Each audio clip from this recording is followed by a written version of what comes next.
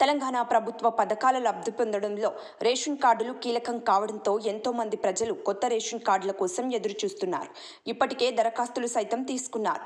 ప్రజాపాలనలో కొత్త ration card కోసం దరఖాస్తులు ప్రభుత్వం స్వీకరించింది. వీటిపైన స్క్రూటినీ కూడా పూర్తి చేశారు. తాజాగా కొత్త రేషన్ కార్డులపైన రేవంత్ సర్కార్ కీలక నిర్ణయం తీసుకున్నట్టు తెలుస్తోంది.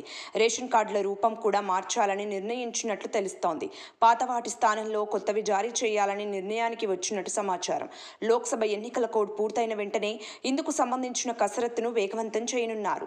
ఆరోగ్యశ్రీ కార్డు పరిమితి గతంలో ఉన్న 5 లక్షలను రేవంత్ సర్కార్ 10 లక్షలకు పెంచింది.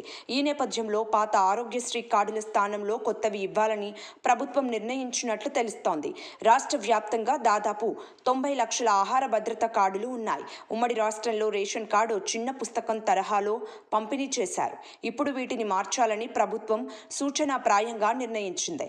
గతంలో ఉన్న ఆహార భద్రత కార్డుల స్థానంలో రైతు బంధు పాస్బుక్ సైజులో రేషన్ కార్డులు జారీ అయ్యాయి.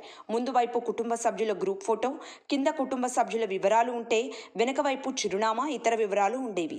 ఆ తర్వాత రేషన్ కార్డుల స్థానంలో ఆహార భద్రత కార్డులు వచ్చాయి. ఈ కార్డులో యజమాని, కుటుంబ సభ్యుల ఫోటోలు లేకుండానే కార్డుదారు, కుటుంబ సభ్యులు, రేషన్ దుకాణం కార్డు సంఖ్య మాత్రమే ఉన్నాయి. కానీ ఇప్పుడు ప్రభుత్వం మంజూరు చేయనున్న కొత్త కార్డులో ఎలాంటి వివరాలు పొందుపరచాలి అనే అంశంపైన అధికారులు కసరత్తు చేస్తున్నారు. మొత్తం కుటుంబానికి సంబంధించిన సమాచారం ఒకే కార్డులో అందుబాటులో ఉండేలాగా కసరత్తు చేస్తున్నట్టు తెలుస్తోంది.